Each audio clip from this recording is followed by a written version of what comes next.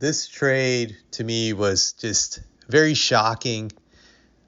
To me, this is not a trade that I think any NBA fan would have seen coming even a mile away. Just very unpredictable. I'm shocked by it, and I'm not even a fan of these two teams involved in this trade.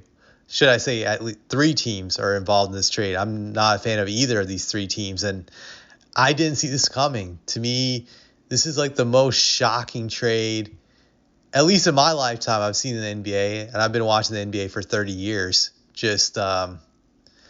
For over 30 years. Just I've never seen anything like it. To me, it's like out of this world shocking. Like just very, very, very strange. I would say to a large degree.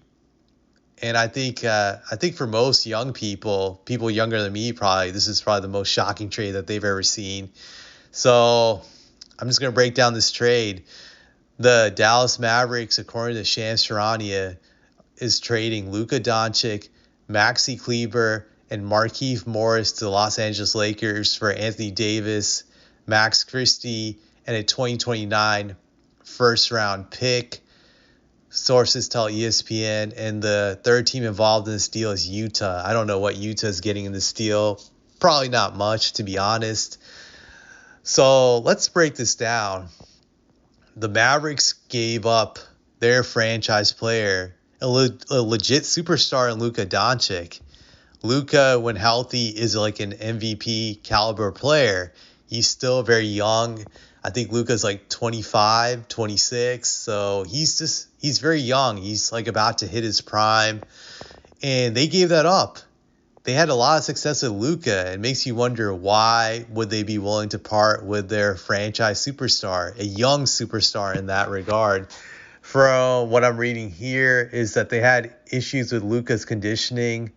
They got tired of him always being out of shape. That to them was a major issue that was really bothering them. Also, I believe that Luka was on a supermax currently, and he was trying to negotiate to get another supermax in 2 years. And the Mavericks just didn't feel that it was worth it. They were just not willing to deal with that at all. So that to me is just very, very surprising.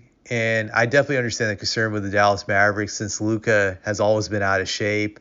He's been unprofessional when it comes to being in shape. So that's a big deal. That's definitely a big deal. But now they got Anthony Davis paired up with Kyrie Irving. The Mavericks definitely, I would say, is still a playoff team if both Kyrie and Anthony Davis are healthy. I can definitely see them getting into the playoffs with those two guys. But those two guys are now above the age of 30, so I don't see much of a future with them going forward playing in Dallas. Just what Dallas hopes to accomplish with this team, or maybe they're going to trade these two pieces later on for something else and go for a full rebuild. That's definitely a possibility. Just I could see that happening. The Lakers, by trading Anthony Davis, pretty much send the message that they were done with the LeBron Anthony Davis experiment, because Anthony Davis was there in the first place to complement LeBron. They were hopes that they could bring them a championship. They did in that 2020 bubble championship, but after that, that duo did not have the success they had hoped going forward. So I think this marks the end of that experiment. It also has huge repercussions for LeBron, I believe, in the sense that I think the Lakers are now signaling to LeBron that they're pretty much done with him too, because Luka is going to be their franchise player now. He's younger, a lot younger than LeBron.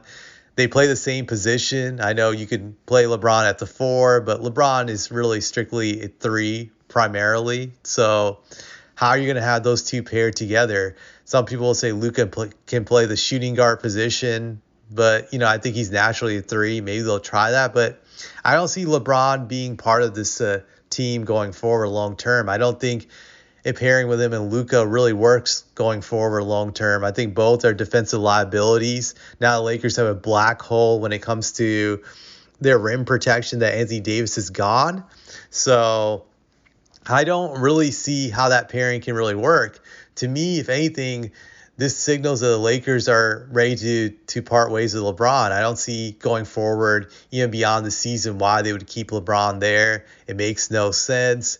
Maybe they'll work out a trade and LeBron will be traded during the trade deadline. that could be a strong possibility of that happening. I think this is them sending a message like, hey, we're done with you. We tried you. And now we got a younger player. So we're just going to part ways. It's kind of like just, dumping like a younger, an older woman for a younger model. That's the way I see it. Just that's the Lakers are essentially signaling to LeBron like, hey, yeah, we're done with you. We're done. We don't have a future with you going forward. That's what I believe. I think LeBron's time in LA is very limited. Just after this season, I don't think he'll be back there. Possibly they could trade him even during the trade deadline. I think anything is possible. But the Lakers have really sent a message that Luka is their guy for the future, and now it's going to be building around him. So Luka's a great piece to have. Like, I think the biggest weakness of Luka is his defense, so you can't really fix that. But offensively, he's great, and the issues is conditioning. But if he can't be motivated to be in shape in LA, then I don't think he'll ever be motivated going forward. Now the Lakers will now have to find another star to pair him with, which I think they can easily do.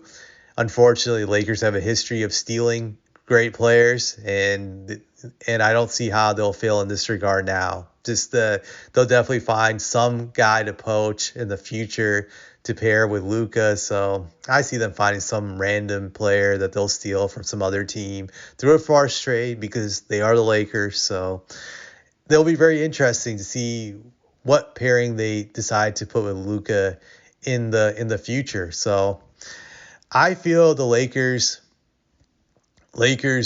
have won this trade. I think because Luka is still very young, he's going to hit his prime. When he's healthy, he's an MVP caliber player in this league. So Lakers, to me, won this trade. And the Mavericks lost this trade. I definitely believe that, just unless they get something good out of this going forward in the future. But I just don't see it. So, yeah, I'd say the Lakers won this trade. And if you're a Mavericks fan, you're probably very salty about this. To me, this is a head scratcher. I'm very, very surprised. I've never seen a trade like this in my lifetime that was just so weird and just out of place that you didn't see it coming. And this is that trade. Like, I had to look 3 or 4 times to see if this was real, like if this is some kind of joke. But yeah, it's real. That's all I have to say about this.